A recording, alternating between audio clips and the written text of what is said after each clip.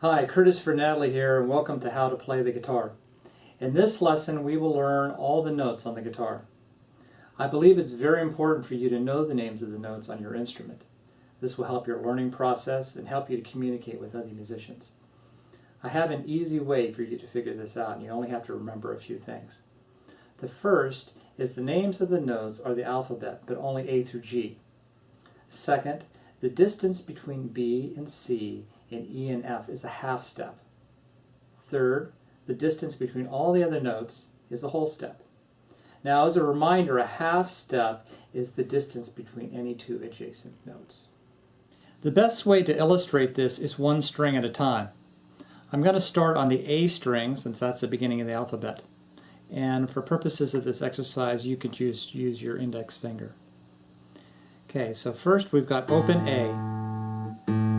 Now the next letter in the alphabet is B, and we know that the distance between A and B is a whole step. And so I go to the second fret. If I had gone to the first fret, that would have only been a half step. So I'm at B. Now the next letter in the alphabet is C, and we know the distance between B and C is a half step. The next letter in the alphabet is D. That's a whole step. Following D is E, which is also a whole step. Then we want to get to F, and we know the distance between E and F is a half step. Next, we want to go to G, which is a whole step. And finally, the distance between G and then A, since we loop back after G, is A. And so we arrive at the 12th fret, and notice that that is A, an octave higher than the low A that we played with the open. Going back down, we start in A and we take the alphabet in reverse. Going down a whole step to G, now a whole step to F, a half step to E, whole step to D, whole step to C, half step to B, and then we're back to A. Now let's take this on another string. I'm going to try it on the open E string. That's our first string, which is E. Now we know the next letter in the alphabet is F, and that there's a half step difference between them, which takes us to the first fret. So E, F, the next note will be G, that's a whole step. Then G to A, whole step. A to B, whole step. B to C, half step. C to D, whole step, and then another whole step to E, octave E at the 12th fret. Going back down, we have E, D, C, half step to B, A, G, F, half step to E. With this formula, you now have a tool to figure out every note on the guitar. Take B. We got B, C, D, E, F, G, A, B. And the G string. We've got G, A, B, C, D, E, F, G. And back down.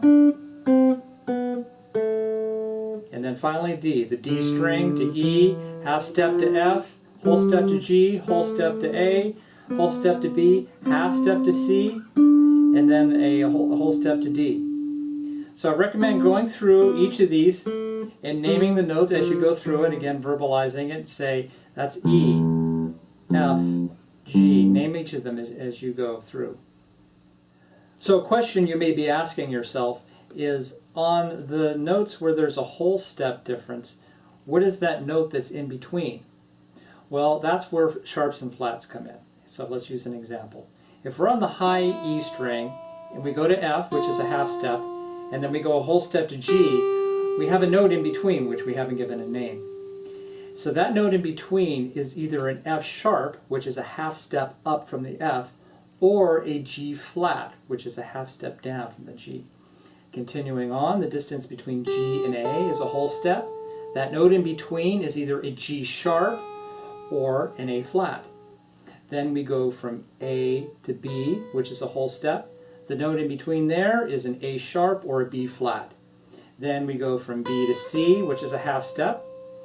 Then we go from C to D. The note in between that is either D flat or C sharp.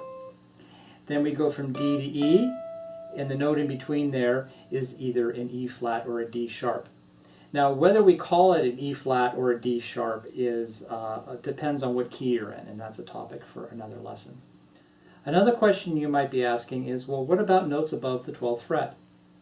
Basically, the 12th fret and above repeats the guitar of what you had down below. So if we had F, G, and A, we would have F, G, and A right above the 12th fret. So, and it counts, the same rules apply. So we go from F to G, from G to A to B, B to C, and on this guitar, D at the 22nd fret is the highest note. So you now have all the tools you need to determine any note on the guitar. So good luck.